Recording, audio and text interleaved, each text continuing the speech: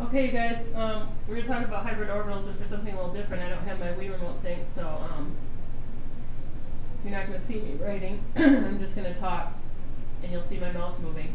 So hybrid orbitals, we need these to go along with our molecular orbitals, because molecular orbitals don't show us exactly, they don't exactly explain what the shape is, and I'll show you what I mean by that. Here's, when we talk about the Lewis structure for BeF2, here it is, okay? Be with two F's bonded to it. Be actually is one of those weird octet rule exceptions where it doesn't have to have a full octet, all right? So if we look though, this is the electron arrangement for Be. You've got 2 electrons in the first shell and 2 electrons in the second shell, and that finishes out its valence electrons. There's nothing going on in this P shell. Well, if everybody is happy and bonded here, there's no way that this Be can bond, okay?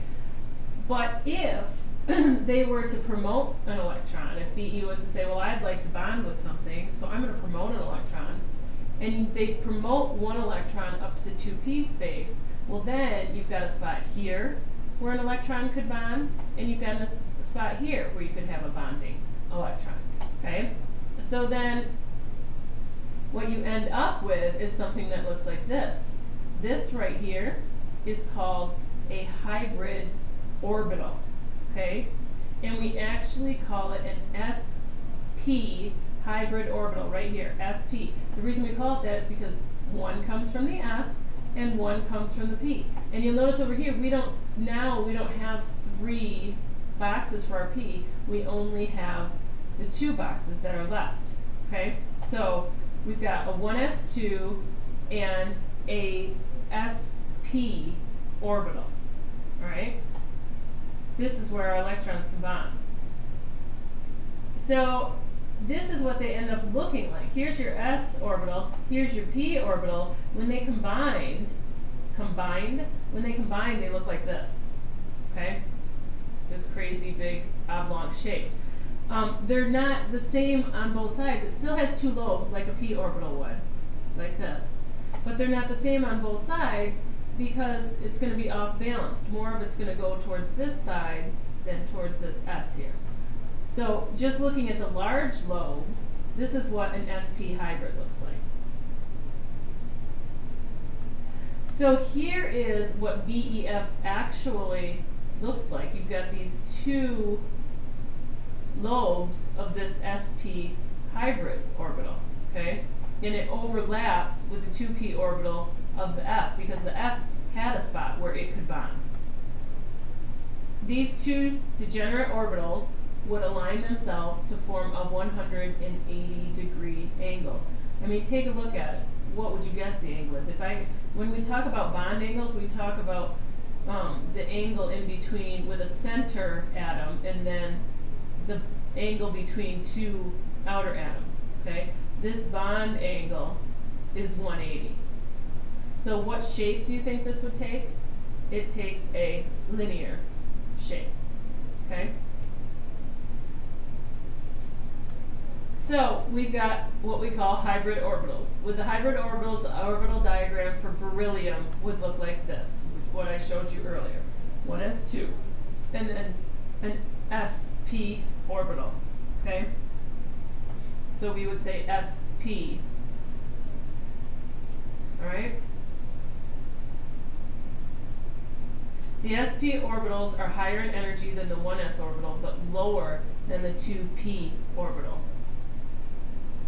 Now, if you grab out your book, you will see that there are other types of orbitals that bond. They get into the D bonding and the sp2s and the sp3s.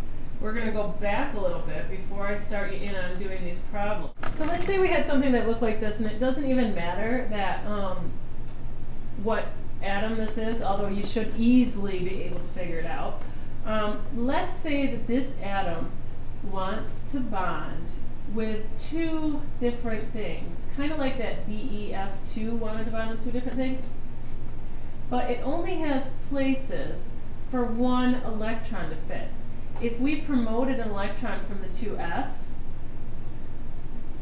into the p level, we could then get an sp2, because notice I took 2 from this p and added them here, so it's s, here's the s, p2, p and p, and then there's only one 2p left over.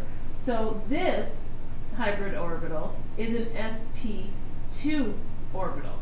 Now, your job is to head into your book and look at what an sp2 hybrid orbital excuse me, would look like. It is on page 359. I'll give you that hint. I don't know what this warning is. It is on page 359. You will also find on page 359 an sp3 hybrid orbital, and you should be able to tell me what type of a shape this would go with. Okay? So when you get done with that, see if you can't solve these three problems. Now keep in mind, you may have to draw Lewis dot structures, especially for that number 17. Okay? So do that, and I will see you tomorrow.